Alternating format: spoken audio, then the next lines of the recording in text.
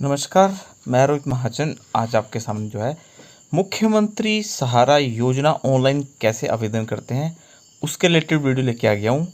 कौन सी बीमारी से ग्रस्त हैं जो आपको ये पेंशन मिलेगी वो चीज़ हम क्लियर करेंगे। कौन से डॉक्यूमेंट चाहिए, सहारा योजना जो 3,000 रुपये मिलते हैं उसका फ़ायदा हर कोई कैसे उठा सकता है, ठीक है। अगर पेंशन नहीं आ रही तो क्या करें, तो ये सारे डाउट आपके आज क्लियर कर देंगे जितने भी आपके हैं। और अगर आप नए हैं या फिर पुराने पोर्टल पे आपका नो रिकॉर्ड फाउंड आ रहा था तो उसके लिए आपने क्या करना है, ठीक है। तो सारी वीडियो को अंत तक जरूर देखें, सारे क्वेश्चन का आंसर जरूर देंगे। बाकी कोई दिक्कत है कमेंट करें, फेसबुक पे देख रहे फॉलो करें, इंस्टाग्राम पे देख रहे फॉलो करें और यूट्यूब पे नहीं है तो सब्सक्राइब करें, बेल आइकन दबा लें। तो बिल्कुल जी ले चलते हैं आपको पोर्टल के ऊपर। तो ये आपको फ्रंट में दिख रहा होगा वेबसाइट का लिंक, ठीक है, himparivar.hp.government.in। यहाँ पे जाके आपने ऑनलाइन आवेदन करना है, ठीक है। मेक श्योर आपका जो मोबाइल नंबर है, ठीक है, वो आधार कार्ड से लिंक होना चाहिए। तो सबसे पहले हम आपको एक ऑफिशियल नोटिफिकेशन दिखाना चाहते हैं। तो ये आप देख सकते हैं हिमाचल गवर्नमेंट जो है, ये देख सकते हैं आप, हिमाचल प्रदेश शिमला 9 की तरफ से ये जो है यानी कि ऑफिशियल नोटिफिकेशन जारी की गई है। तो इसमें साफ साफ लिखा गया है कि सर्वसाधारण को सूचित किया जाता है कि मुख्यमंत्री सहारा योजना, ठीक है, अब सामाजिक न्याय एवं अधिकारिता विभाग द्वारा यानी कि जो तहसील वेलफेयर ऑफिस के द्वारा जो है ऑपरेट की जा रही है। इसका योजना का उद्देश्य आर्थिक रूप से कमजोर वर्ग में ऐसी गंभीर एवं दीर्घकालीन बीमारियों से ग्रसित मरीजों को वित्तीय सहायता प्रदान करना है जिन्हें लंबे समय तक उपचार की आवश्यकता होती है, ठीक है। यानी कि अगर आपको तहसील वेलफेयर ऑफिस से बुढ़ापा पेंशन लगी है वो चीज़ अलग है और ये चीज़ अलग है। ये एक सहायता है आपको, वित्तीय सहायता, यानी कि कोई ये पेंशन नहीं है, वित्तीय सहायता प्रदान की जा रही है आपकी बीमारी के लिए। तो अगर वो आपको लगी हो तो ये भी आपको लग सकती है, ठीक है, ऐसा कुछ नहीं है। तो योजना के अंदर कौन सी बीमारियां हैं ये आप ध्यान दें। पार्किंसन रोग जो है, ठीक है, मैलिग्नेंट रोग जो है यानी कि कैंसर कोई भी हो वो इसके अंडर कवर है। स्थाई यानी कि स्थाई दिव्यांगता मतलब का होता है कि अगर डिसेबिलिटी है आपके पास 100%, ठीक है, या फिर लकवा यानी कि जो पैरालिसिस का अटैक होता है उससे पीड़ित हैं, ठीक है, या दीर्घकालीन यानी कि आपको अगर पैरालिसिस का बीमारी का उपचार चल रहा है तो आप ये जो है पेंशन ले सकते हैं, ये वित्तीय सहायता ले सकते हैं। शैय्याग्रस्त मरीज, अगर आप बेड रिडन हैं तो भी ले सकते हैं। अब इसमें कोई परसेंटेज नहीं दे रखी कि इतने परसेंट वाले को मिलेगा। अगर आप काम करने योग्य नहीं हैं तो इसका जो है फ़ायदा ले सकते हैं। मस्कुलर डिस्ट्रॉफी यानी कि ये जो पर्टिकुलर बीमारियां लिखी हुई हैं अगर ये हैं तो मिलेगी पेंशन, है ना। हीमोफीलिया, थैलेसीमिया, तीव्र अथवा दीर्घकालीन गुर्दा बिफ, एक्यूट क्रोनिकल रेंटल यानी कि अगर आपको डायलिसिस होते हैं, ठीक है, यानी कि किडनी की बीमारी है तब भी आपको जो है ये पेंशन मिलेगी। ऐसी अन्य गंभीर बीमारी से पीड़ित व्यक्ति जिसके कारण वह स्थायी रूप से कार्य करने में असमर्थ है, यानी कि अगर आप कोई भी काम करने योग्य नहीं हैं, ठीक है, तो वो प्रमाण पत्र आपको देना पड़ेगा तो फिर आपको पेंशन लग जाएगी। तो आप ये देख सकते हैं हर एक चीज़, ये ऑफिशियल नोटिफिकेशन हम आपके साथ लेके आए हैं। तो पहले जो है हिमाचल प्रदेश हेल्थ डिपार्टमेंट के द्वारा ये ऑपरेट की जाती थी, बट अब जो है तहसील वेलफेयर ऑफिस के द्वारा ऑपरेट की जाएगी। ये इन्होंने साफ साफ लिख दिया है कि इस संदर्भ में जानकारी हेतु जो है आप जिला कल्याण अधिकारी अथवा तहसील कल्याण अधिकारी से संपर्क कर सकते हैं। आप खुद भी आवेदन कर सकते हैं या फिर लोक मित्र केंद्र में जाके भी आवेदन कर सकते हैं। तो आप देख सकते हैं एक और आपके लिए हम नोटिफिकेशन लेके आए। आप देख सकते हैं नाम एवं प्रारंभ, इस योजना का नाम मुख्यमंत्री सहारा योजना होगा। अब कुछ निर्देश घातक बीमारी से पीड़ित मरीजों उनके सहायक अटेंडेंट को राज्य की कल्याणकारी भावना के तहत वित्तीय सहायता, सहारा और सहयोग प्रदान करना है ताकि लंबे समय तक जो है पीड़ा, कष्ट, कठिनाइयों से जो है उपचार किए जा सके। तो ये देखिए लक्षित समूह लाभार्थी किस किस को लाभ मिलेगा। समाज में आर्थिक रूप से कमजोर यानी कि EWS के जो मरीज हैं मेडिकल रिवर्समेंट के पात्र हैं, ठीक है, ये लिखा हुआ है। ये रोग साफ साफ लिखे इन्होंने, पार्किंसन रोग, घातक कैंसर, लकवा, ठीक है, मस्कुलर डिस्ट्रॉफी, मांसपेशियों की कमजोरी से जुड़ी बीमारी है ना।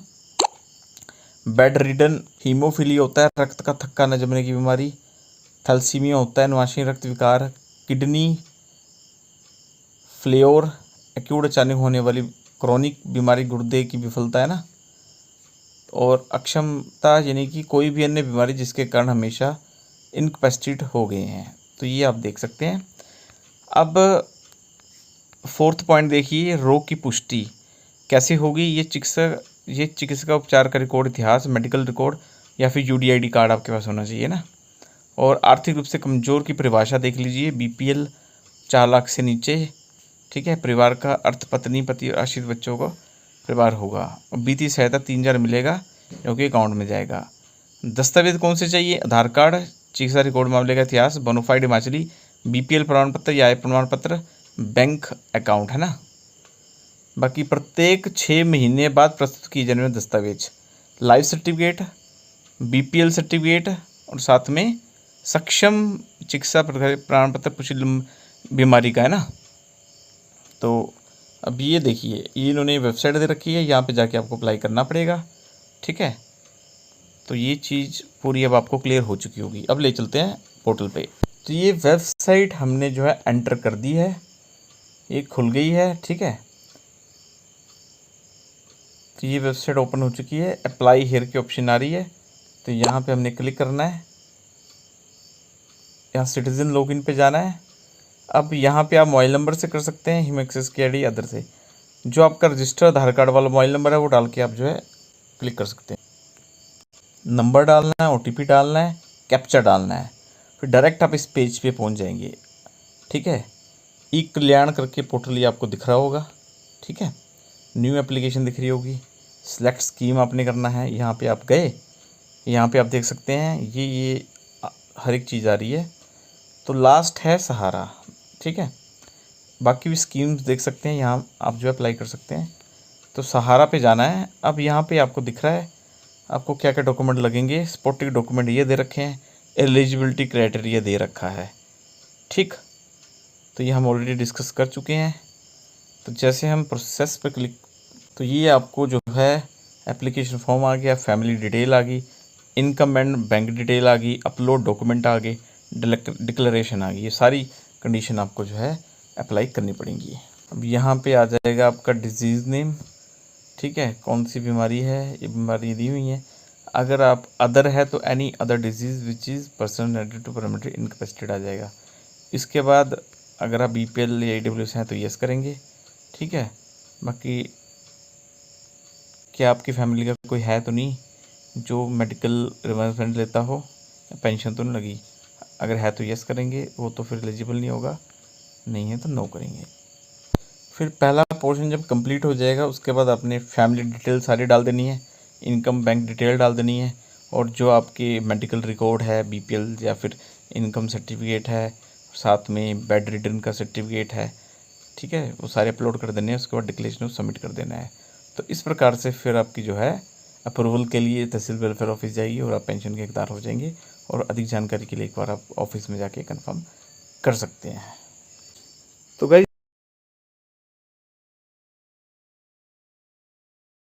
ये आप देख सकते हैं, तो ये है, आप देख सकते हैं फॉर्म, ये होता है इनकैपेसिटी सर्टिफिकेट। तो आप देख सकते हैं यहाँ पे नाम आ जाएगा, ठीक है। बाकी ये डॉक्टर्स भर देंगे अपने आप, बाकी साइड में सिग्नेचर डेट आ जाएगी।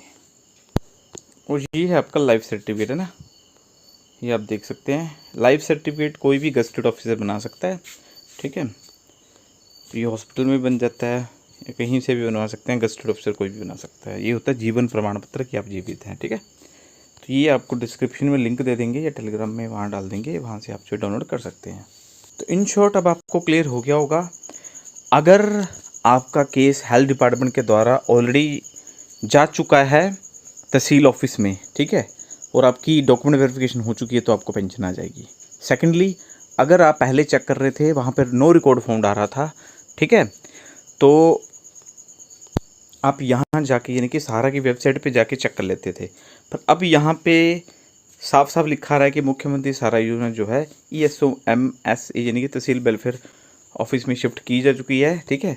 तो अब यहाँ पे आपको कोई इन्फॉर्मेशन नहीं मिलेगी। पहले आप यहाँ से डॉक्यूमेंट अपलोड करते थे, ठीक है। तो अब तहसील वेलफेयर ऑफिस में ही होंगे। अगर आपका नो रिकॉर्ड फाउंड यहाँ पे शो हो रहा था, तो अब वहाँ पे तहसील वेलफेयर ऑफिस यानी कि इस वेबसाइट पे जाके, जो दूसरी वेबसाइट है ई डिस्ट्रिक्ट वाली, यानी कि इस वेबसाइट पे जाके आपको रीअप्लाई करना पड़ेगा और फिर जो है तहसील वेलफेयर ऑफिस वाले अप्रूव करेंगे तो आपको पेंशन मिल जाएगी। अगर आपके ऑलरेडी बुढ़ापा पेंशन लगी हुई है या कोई अदर पेंशन लगी हुई है, ठीक है, जिसमें कि जो तहसील कल्याण वेलफेयर के द्वारा ही मिलती है, उसका इससे कोई लेना देना नहीं है। ये एक वित्तीय सहायता होती है जो कि आपको दवाइयों के खर्चे की वहाँ पे मिलती है। अगर आपकी किसी भी बीमारी के लिए जो है जो पर्टिकुलर दी गई हैं उनकी दवाई चल रही है, ठीक है। तो बाकी जो भी डॉक्यूमेंट हैं वो आपने अपलोड करने हैं। बाकी मैंने हर एक जानकारी आपको दे दी है, ठीक है। तो अब आपने जो है हेल्थ डिपार्टमेंट में नहीं जाना है, तहसील वेलफेयर ऑफिस में जाना है। कोई भी इशू है वहाँ जाके आप कंफर्म कर सकते हैं। अप्लाई करने के बाद भी अप्रूव वहीं से होगा और वहीं से आपको सारी जानकारी मिलेगी और 6 महीने बाद दोबारा से वेरिफिकेशन यानी कि लाइफ सर्टिफिकेट आपको वहीं जमा कराना पड़ेगा।